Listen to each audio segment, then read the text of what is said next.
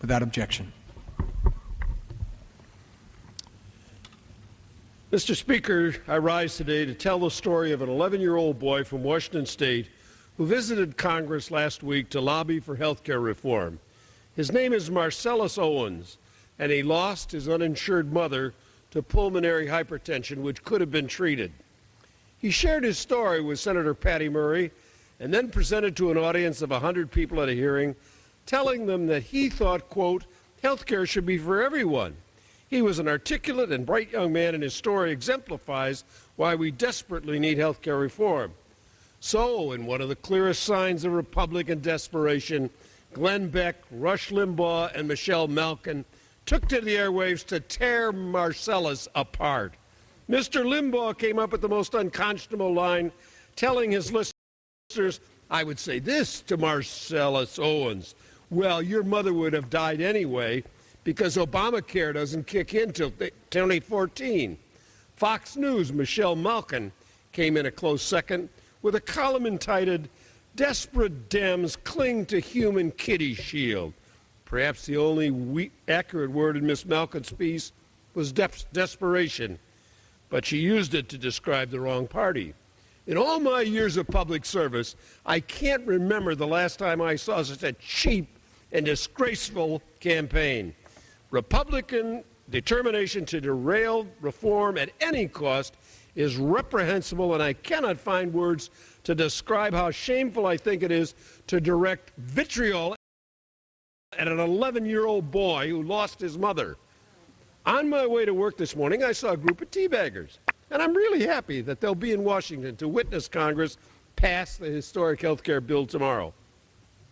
When I got to the office, I did a little research on my own and found the website of a teabagger group called the 912 Project, which includes a page which they call the 9 Principles. Number 7 reads, I work hard for what I have and I will share it with who I want to.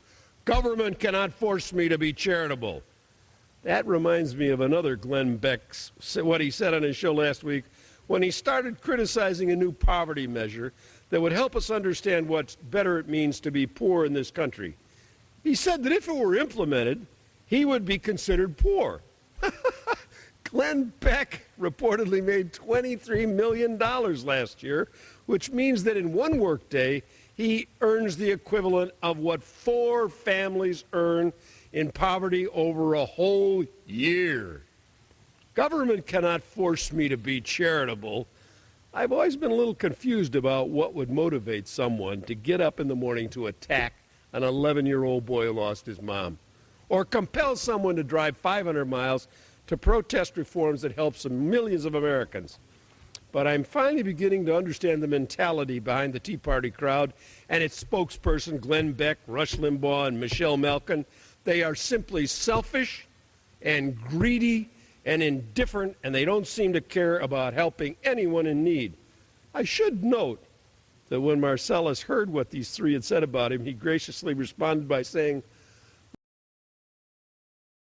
that they can have their own opinion. It doesn't mean they're right.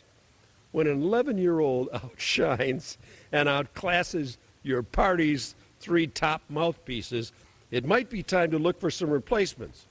When I vote for health care reform tomorrow, I'll dedicate it to Marcellus Owens and the memory of his mom. And if I had to write my 7th principle, I think I would use one of my favorite quotes from the book of James in the Bible. Quote, suppose a brother or a sister is in rags with not enough food for the day, and one of you says, good luck to you. Help yourselves warm. Keep yourselves warm and have plenty to eat, but does nothing to supply their bodily needs. What is the good of that? So, with faith, if it does not lead to action, it is in itself a lifeless thing. End quote.